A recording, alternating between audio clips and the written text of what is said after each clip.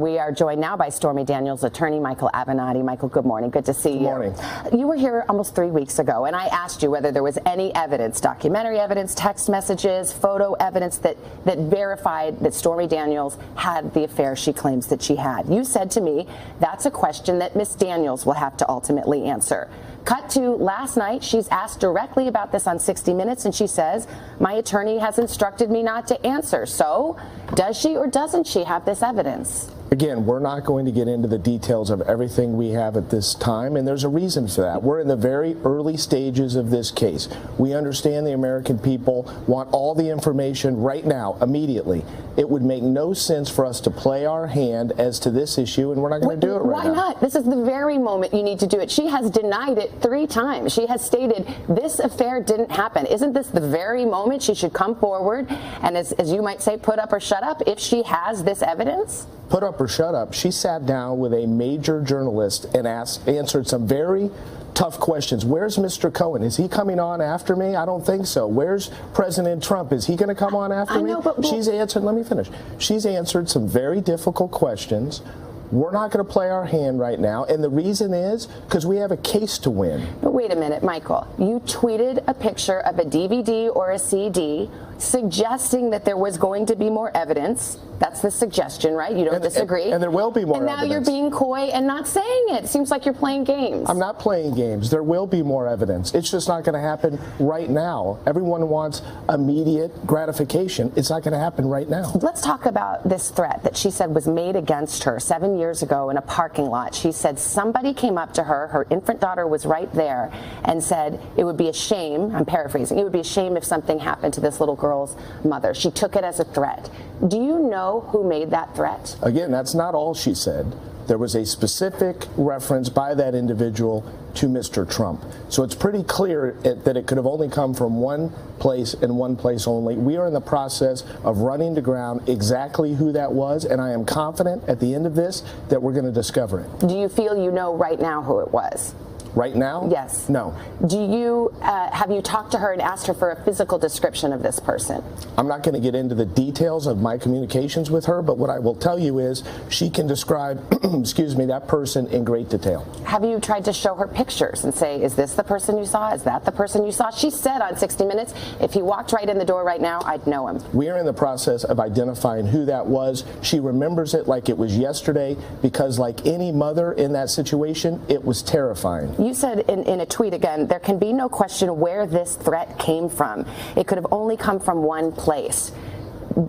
Do you mean it comes from somebody related to Trump, or do you mean a particular person?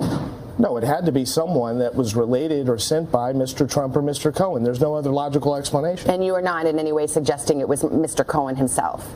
No, we know it wasn't Mr. Cohen. Yeah, but you think Mr. Cohen may have directed someone to make this threat? Someone from that side had to have directed it because it would make no sense for it to come from anyplace else. Recently, a former playmate, Karen McDougal, went on television and talked about her own relationship. She said it was a 10-month relationship with Mr. Trump. She actually said she was present at the very golf tournament in 2006 in Las Vegas where your client, Stormy Daniels, says she met Mr. Trump and had this liaison with him. Ms. McDougal said she doesn't know when he would have found the time because she was with him the whole time except for the golf tournament. Have you tried to figure out the timeline? She said it might have been possible if he had stayed an extra day. First of all, the golf tournament was not in Las Vegas, as you mentioned. It was rather in Lake Tahoe. Lake Tahoe, thank you. That's number one. And number two, she did not say she was there every night. Number three, we stand by what my client has said. I think the American people found her very, very credible. There's no question this happened. Have you tried, though, to match up the timeline so that the two stories jibe? Well, Ms. McDougal has not said that my client's not telling the truth. She hasn't. And my client has not said that Ms. McDougal is not telling the truth.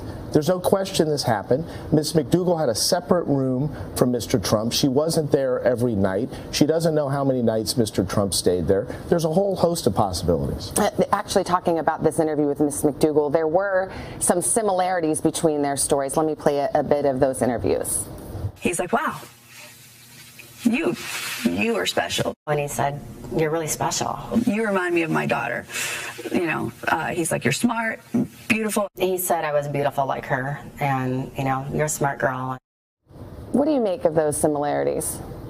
Well, I think the similarities are striking, and I think it's important for your viewers to understand that my client sat for her interview weeks before Ms. McDougal gave her interview, even though Ms. McDougal's interview aired first.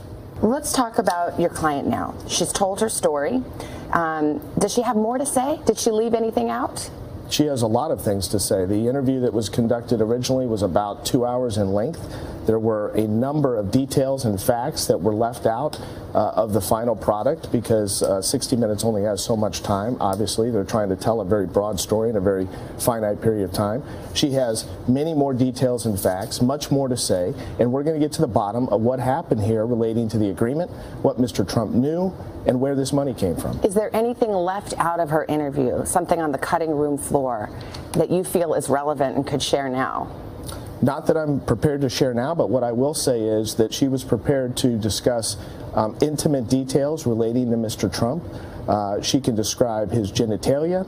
She can describe various conversations that they had that leave no doubt as to whether this woman is telling the truth. And if she's not telling the truth, let the president take to the podium and call her a liar. Let the president come forward and say it never happened.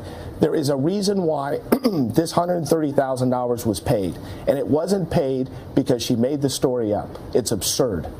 Michael Avenatti, thank you for being with us this morning. Thank you. Keep us posted. Hello, Today fans. Thanks for checking out our YouTube channel. Subscribe by clicking that button down there and click on any of the videos over here to watch the latest interviews, show highlights, and digital exclusives.